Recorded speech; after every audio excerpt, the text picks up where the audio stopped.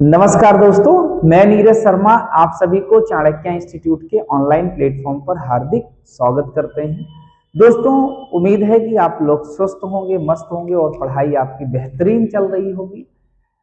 आज हम लोग पिछली क्लास को जहां पे छोड़े थे उसी से आगे बढ़ेंगे, यानी कि हम लोग एवरेज शुरू किए थे और एवरेज में हम लोगों ने पिछले क्लास में बेसिक कुछ बातें जाना था। आज हम लोग कुछ और बातों को जानेंगे और कोशिश ये होगी कि एवरेज की भाषा धीरे धीरे आपके दिमाग तक पहुंचे और आप ये समझ सकें कि एवरेज क्या होता है और एवरेज के प्रश्न को हम लोग कैसे बनाते हैं। दोस्तों, पढ़ाई आप कंटिन्यू जारी रखिए, धीरे धीरे पढ़ते रहिए, लेकिन रोज पढ़िए। ये नहीं कि आप एक दिन बहुत ज्यादा पढ़ लेते हैं, दूसरे दिन फिर एकदम नहीं पढ़ते हैं। तो दोस्तों, आप लोग ऐसा शेड्यूल बनाइए कि डेली आप प्रॉपर उस शेड्यूल को फॉलो करिए। सिलेक्शन यदि आपको चाहिए तो आपके पास एक प्रॉपर शेड्यूल जरूर होना चाहिए कि आपको दिन में कितने घंटे मैथ पढ़नी है, कितने घंटे रीजनिंग पढ़नी है, कितने घंटे जीएस पढ़ना है और कितने घंटे हिंदी पढ़नी है या कितने घंटे आपको इंग्लिश पढ़नी है। जिस बच्चे के पास शेड्यूल नहीं है वो बच्चा मेरे समझ में नहीं आता कि भाई वो कैसे तैयारी कर रहा है। तो सबसे पहले तो आपके पास एक प्रॉपर शेड्यूल होना चाहिए। आप उस प्रॉपर शेड्यूल पे आप अपना काम करिए। मतलब प्रत्येक सब्जेक्ट को डेली आपको टच करना है, प्रत्येक सब्जेक्ट को डेली आपको पढ़ना है यदि आपको सिलेक्शन चाहिए तो। मतलब जो आपके हाथ में है वो आपके पास है कर्म। तो कम से कम कर्म तो हम मेहनत, जो हमारे पास मेहनत करने के लिए जो ऑप्शन है वो मेहनत ही है। तो कम से कम इतनी मजबूती के साथ उस मेहनत को हम करें कि सफल तो हो जाए। तो दोस्तों, जो भी बच्चा मेहनत करता है और अपना 100% देता है, निश्चित तौर पे उसे सफलता मिलती है। ऐसा नहीं है कि जो बच्चा मेहनत करे वो सफल ना हो। जो मेहनत करेगा वो सफल जरूर होगा। प्यारे साथियों, आइए आज का हम लोग पहला प्रश्न देखते हैं कि आज का पहला प्रश्न क्या है। 309, 125, 90, 45, 125 और 109 का औसत ज्ञात कीजिए। एसएससी जीडी 21/2/2025 सिर्फ नंबर 3 का ये पूछा गया प्रश्न। बहुत अच्छा प्रश्न है। हम लोगों ने पिछली क्लास में कुछ डिस्कस भी किया था, आज हम लोग उसी को और आगे बढ़ाएंगे। दोस्तों, क्या है आपके पास 309 और 125 और 90, 45, 125 और 104। तो मैंने आपको ये बताया था कि आप अगर पहले मेथड से लगाओगे तो कुल पदों का योग बटे कुल पदों की संख्या करेंगे। दूसरा तरीका मैंने आपको ये बताया था कि आपको क्या करना है दोस्त कि यहाँ पे कितनी संख्याएं हैं, 2, 2, 4 तो 6। आप कोई भी एक औसत अपने आप से मान लीजिए। कोशिश ये किया करिए कि इन्हीं 4 ऑप्शन के आसपास ही आप रहा करिए या इन्हीं ऑप्शन में से कोई एक मान लिया करिए। अब एक अनुमान, क्योंकि यहाँ संख्याएं थोड़ी सी दूर दूर हैं तो हम यहाँ पे एक एवरेज मान लिए 130। क्या मान लिए? 130। जब आप एवरेज मान लेते हैं तो यहाँ से डेविएशन यानी कि डी चेक करना होता है कि डी कितना है। तो मैंने आपको ये बताया था कि 130, 309 130 से कितना ज्यादा है, तो आप कहोगे ज्यादा है 179। कितना ज्यादा है? 179। और दोस्त ये कितना कम है, तो आप कहोगे 5 कम है। ये कितना कम है दोस्त? तो 40 कम है। और ये कितना दोस्त कम है? तो 130 से 45 कितना कम है, तो आप कहोगे कि ये तो कम है भाई 85। कितना कम है? 85। और अगर आपसे पूछा जाए कि 125 130 से कितना कम है, तो आप कहोगे 5 कम है। और अगर आप 104 की बात किया जाए 130 से कितना कम है, तो आप कहेंगे 26 कम है। बात इतनी कोई दिक्कत की बात इसमें नहीं है। अब अगर डी की बात किया जाए तो कितना होगा, तो आप यहाँ पे 179 ये पॉजिटिव केस में है और निगेटिव केस में ये सारे हैं, इनको जोड़ लिया जाए तो कितना हो जाएगा जरा देखते हैं। 85, 5, 90, 90 और 40 130, 130 और 5 135 हो जाएगा। और 135 में जब आप 26 जोड़ोगे, 135 में 26 जोड़ोगे तो 6, 5, 11, 3, 2, 5, 1, 6 और 1 कितना आ गया? 161। मतलब ये पॉजिटिव केस में आया है और निगेटिव आया है 161। अब इसका जो डिफरेंस होगा वो क्या होगा, तो इसका डिफरेंस हो जाएगा दोस्त 18। अब 18 पॉजिटिव केस में आएगा। इसको आप अकेले नहीं रख सकते हो, तो करना क्या होगा, हमने बताया था कि अगर डी पॉजिटिव केस में आता है तो आपको जितने लोग हैं इनमें सब में बांटना है। तो 1 2 3 4 5 6 लोग हैं दोस्त, तो इसको क्या करोगे 6 से डिवाइड करोगे, 6 त्रिक 18, 3 आ गया पॉजिटिव केस में। तो जो आपका एवरेज आ जाएगा वो कितना आ जाएगा, 3 इसमें प्लस हो जाएगा, यानी कि 133 हो जाएगा। 133 का मतलब आपका डी ऑप्शन क्या हो जाएगा प्यारे साथियों, राइट आंसर हो जाएगा। कोई टेंशन की बात नहीं है, बहुत ही इजीली है।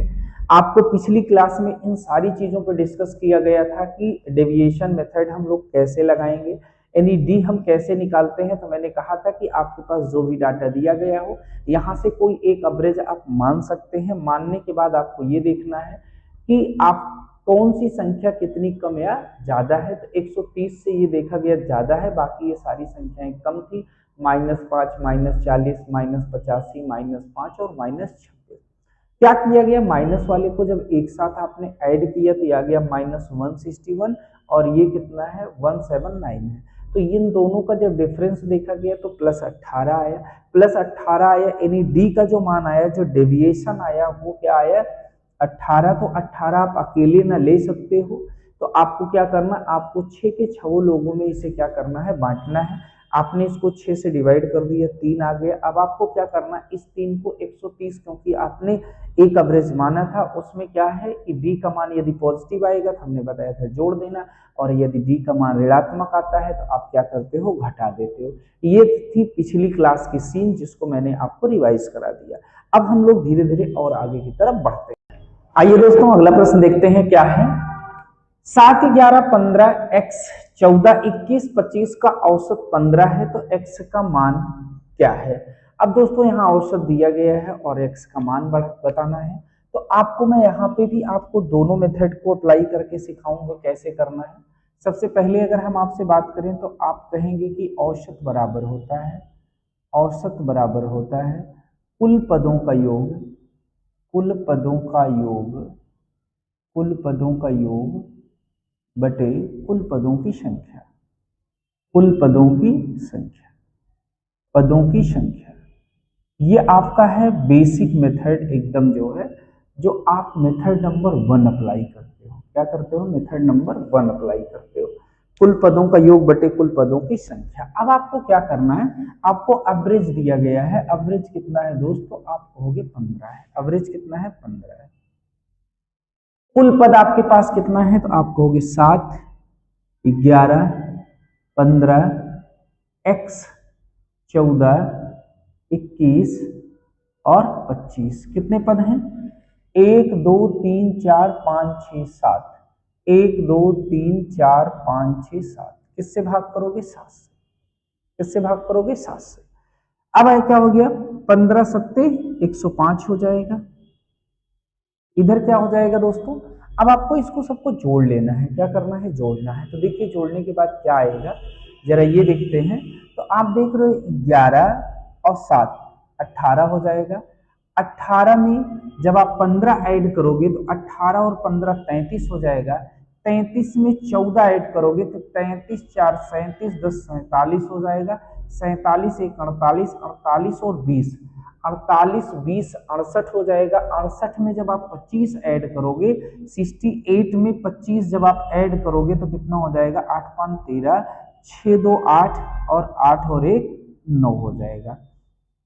यानी 93 plus x, 93 plus x, x भी है तो एक्स को साथ में लगा देंगे। आपने क्या किया, सबसे पहले आपने इन सबको क्या कर लिया, ऐड कर लिया। जब ऐड किया तो कितना आ गया, 93 आ गया और एक्स था ही। अब जब x की वैल्यू आपको निकालना होगा तो क्या करना होगा, 93 को इधर भेजना होगा।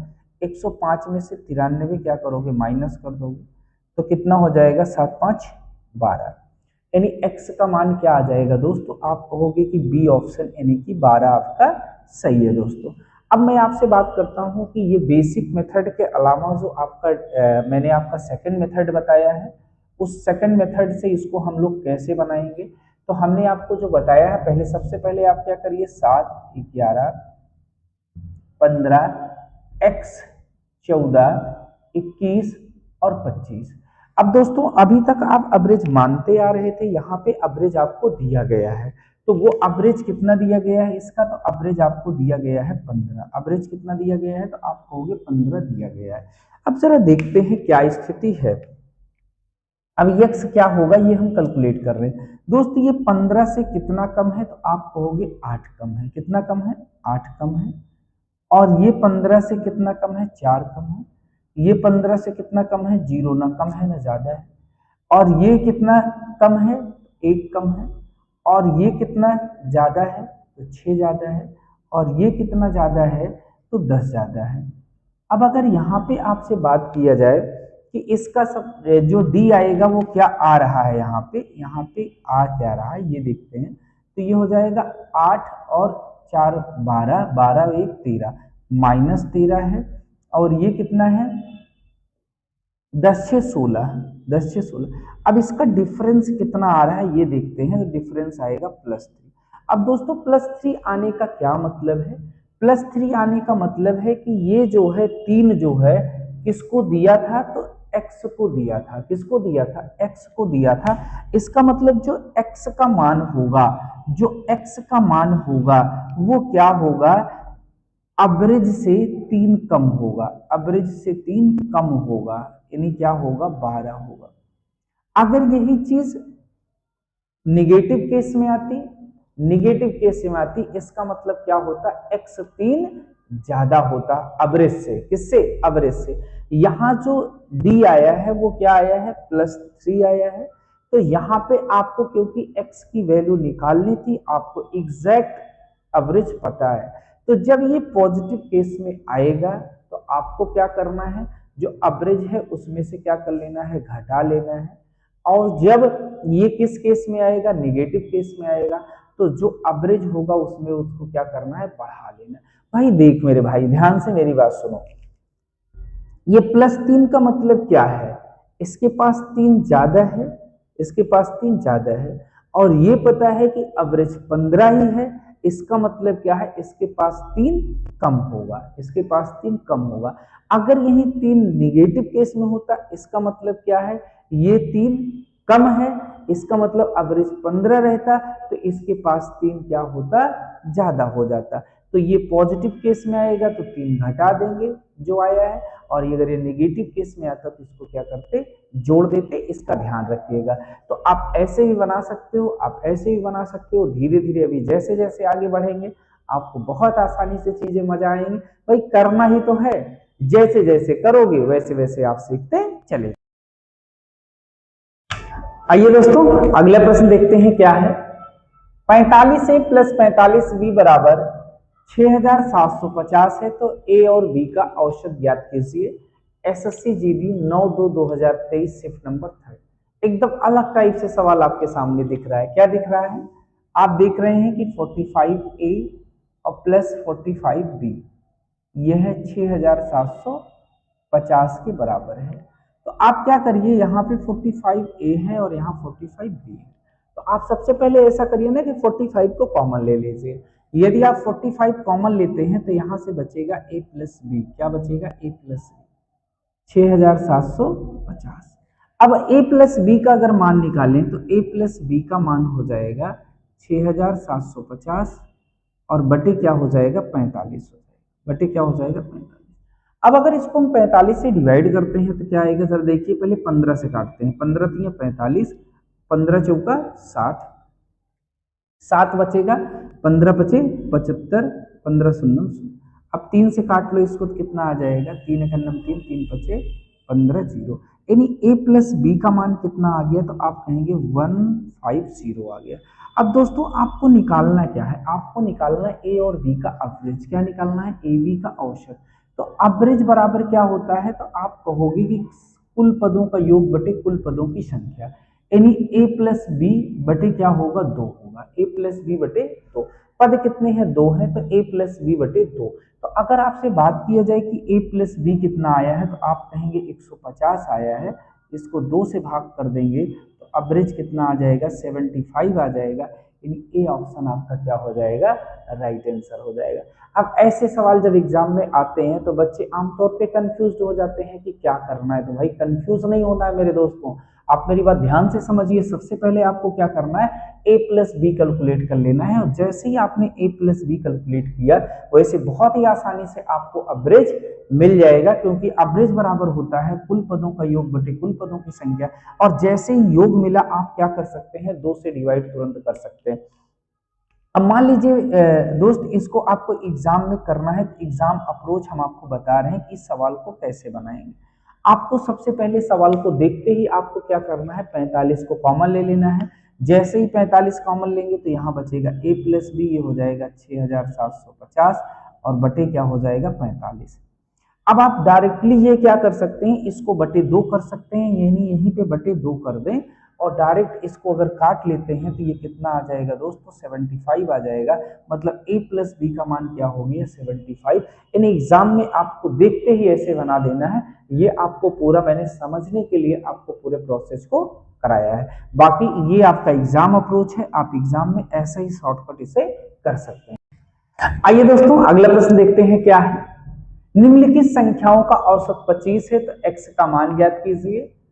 24, 30, 12, 18, 20, 10, 40 और क्या है x है। तो हमने आपको क्या बताया कि आपको क्या करना है, सबसे पहले 24, 30, 12, 18, 20, 10, 40 और x।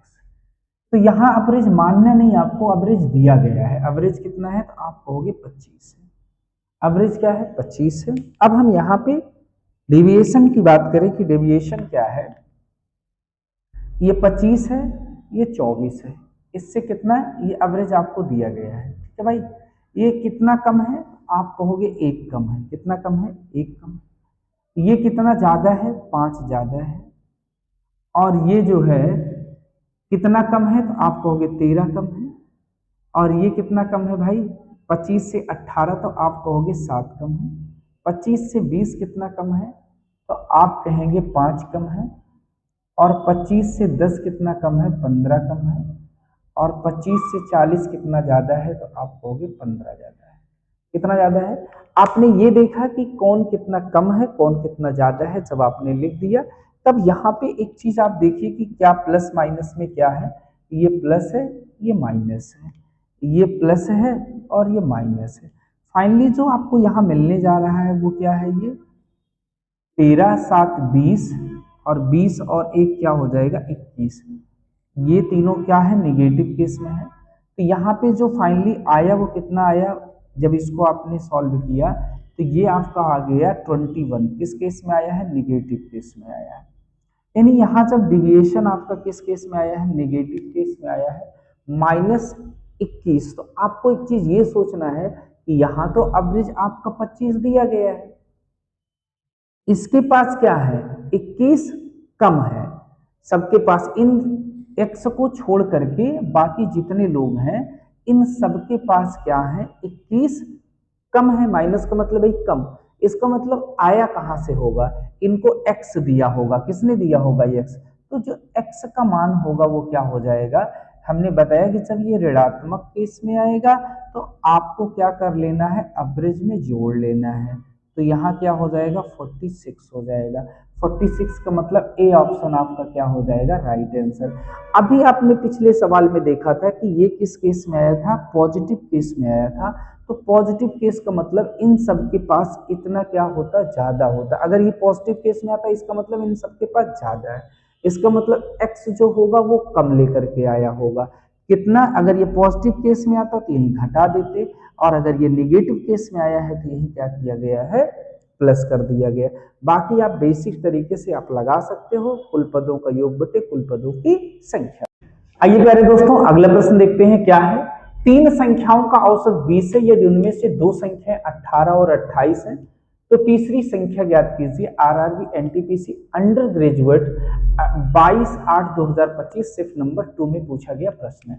आइए दोस्तों इसको मेथड नंबर 1 से अगर हम बात करें तो क्या बताओगे, औसत बराबर होगा, यानी औसत बराबर होगा कुल पदों का योग, औसत बराबर कुल पदों का योग, कुल पदों का योग और बटे कुल पदों की संख्या, कुल पदों की संख्या, कुल पदों की संख्या। आप यहाँ पे देख रहे हैं कि जो आपका औसत है वो क्या है, 20 है।